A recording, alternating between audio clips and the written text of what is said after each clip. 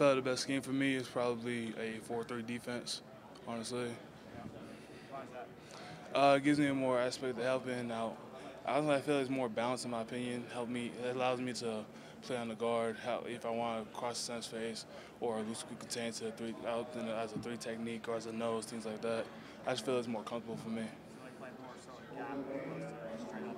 Yes, sir. What's an aspect of your game that you feel like people may be underrated about? Something that you're good at that you don't get enough credit? I feel like I'm really good at my run stopping defense. I feel like I'm really good at the point of attack, things like that, from maintaining my gap. I feel like I'm good. I'm good for my size as a pass rusher, as an interior lineman, because I try to do my best to get a lot of pressure on the quarterback. What's something that you really want to work to develop so that you can show teams your private workouts and even during the rookie season? What's an aspect of your game that you really want to take to the next level? The main thing I'm really trying to focus on is my pass rush, like I just said before. I feel like that's something I really need to work on. A lot of times I'll resorting to more just like a few moves other than trying to work towards like reacting to what they give me than just having to move in my head. Who's the leader of the Florida State defense? In my mind, it'll probably, if not me, it had to be Derrick James, because I feel like he brings a lot of energy to the team as well as just defense alone. He pushes anybody he goes against to bring the best out of them. And honestly, he's kind of, how I feel it, he's really versatile. He plays pretty much any position you want him to do, and that's how I see it about him. Josh Sweat said he's going to run 4.4. Is that going to happen? Is he that much of a freak? Honestly, yes. That man, for his size, he's very, very, very fast. And his wingspan, like he's a freaking condor. So that man's, it's like a creative player.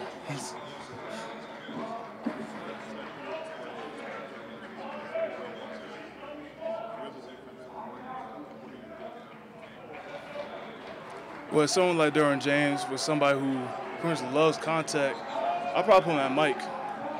Because he'll be the first one I know who's going to go straight into that gap and plug the hole.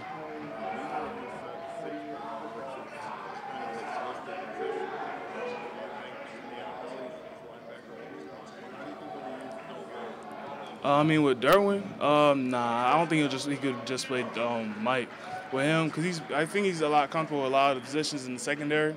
So there's no telling what he could play. It's like I just answered.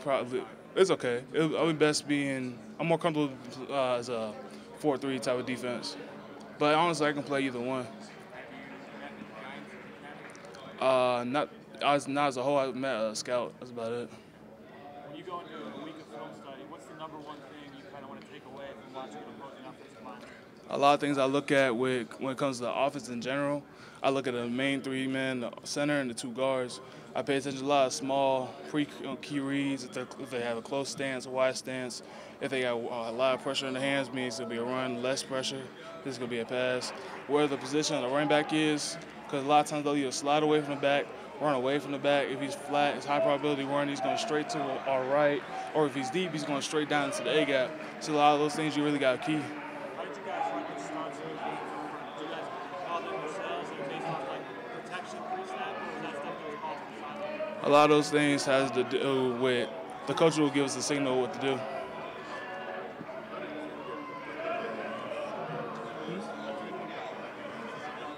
Honestly, it goes back to my time of me being a pet owner of my dog, Rocky. Like with him, he was more of like when I first got him, he was really scared pretty much of everything, from people to noises to even just any object. And my mindset was like he couldn't have been, something must have happened because I got him when he was 10 weeks old.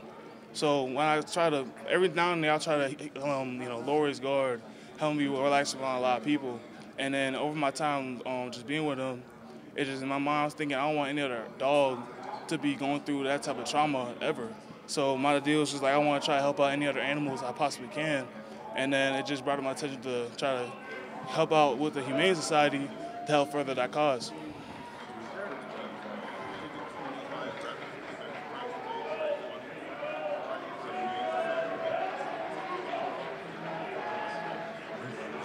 Honestly, my mindset is really just trying to just get a goal, just a average goal, just to get one, and after that, it's all going up from there.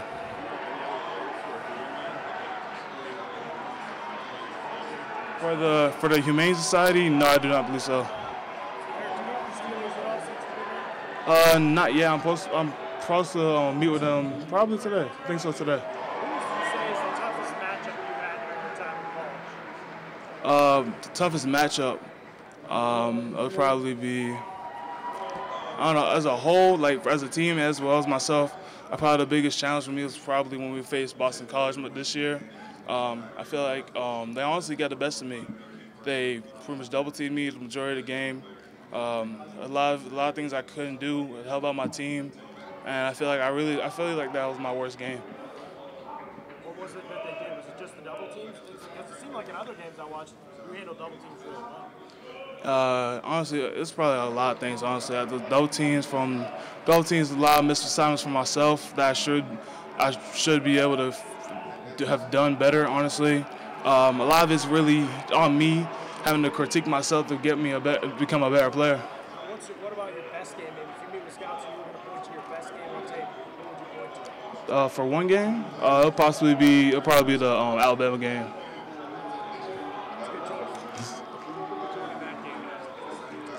For the Alabama game, I feel like I was really locked in. In my opinion, I feel like I was really being destructive on the offensive line, creating separation with the offensive line, doing whatever I had to do for what the team wanted me to do. And in my opinion, I feel like I was really destructive. Techniques do you like to play best? Move around on the inside, or As a technique, I played a lot of 0, shade, 2-eye, 3 technique. I feel like I had to learn that, honestly, to help out with the defense as well. So when I had to keep switching sides, it's easier to play just left to right. So when I had to, in case like there's no huddle and a rush, you can easily just stay on that side and play from there.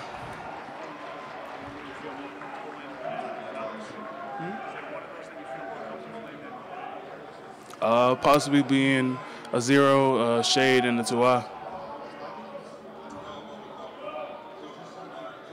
But honestly, it's kind of the same, honestly, every single one. Yeah.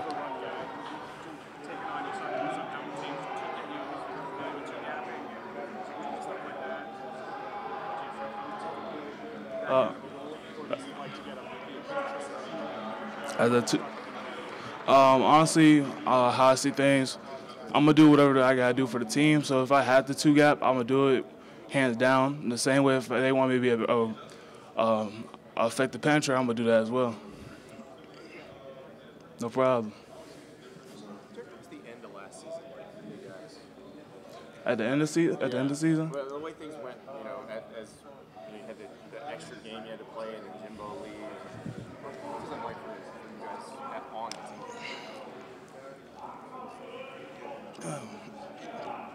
Honestly, it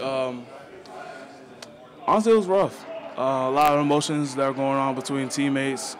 A lot of kids talking to the coaches, asking what's going on. A lot of uncertainty that was going on in the organization, in my opinion. But in my mind, how I was seeing things as a senior, I had to show some leadership for my guys. And when things were going down from the first game to all the hurricanes canceling games, losses here and then, my mindset was, honestly, things are bad, but we at least finish strong. Because a lot of people out there in the world saying, oh, there's nothing left for Florida State to play. What are they playing for? And my mindset is, this is our team. Even though things are bad, it's still our team, and we got to finish strong. That's what happened to you guys. You did play well against Florida, got bowl eligible, and then kind of couldn't hold it. How I saw it, honestly, it was just like, even though things are bad, we still have the power. We still have the willingness to keep trying to get out the fire. Even though things were bad, I saw a lot of my teammates still had the same look how it was before the first game, and honestly, that meant the world for me. And I still have my respect for all my teammates for that. No problem. Maybe talk a little bit about some of your strengths. What do you feel that when you talk to teams you want to put out there about your best attributes? I feel like, well, if we talk about things on and off the field, I feel like I'm really dedicated to my craft. I ain't in trouble off the field. I feel like I'm very dedicated in what I do. On the field, I'm very consistent in things I do. I'm great at my run stopping defense. I'm great at pressure in the pocket. As a pass rusher, I feel like I'm average as a pass rusher, even though I know I gotta get better at that. I'm good at maintaining my gap, and honestly, just being coachable. 2 more questions.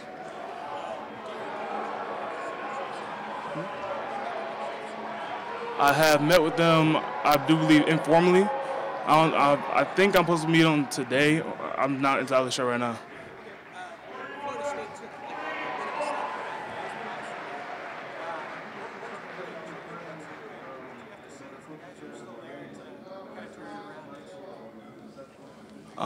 The things that happened last year, I feel like honestly, there's a lot of things that came down, a lot of adversity that happened, and it's really kind of hit everybody at the same time, as well as with all the coach changing and everything like that. Kind of everybody didn't know how to handle it, in my opinion. It was just a lot of emotions going down left and right, and honestly, it was tough. Honestly, just I could see a lot of my teammates' face. It really hurt them seeing Jimbo leave, but at the same time, he's doing what he has to do for his family, his career, and I'm giving my hat off for him. But for the guys that are still there, how I see it, a lot of the guys I talked to before I left, they honestly, how it is right now, I visited them about 2 times now while I've been training, and they have a whole different mindset, a whole different attitude towards this, and I feel like they're really going to change this program around. No problem. No problem.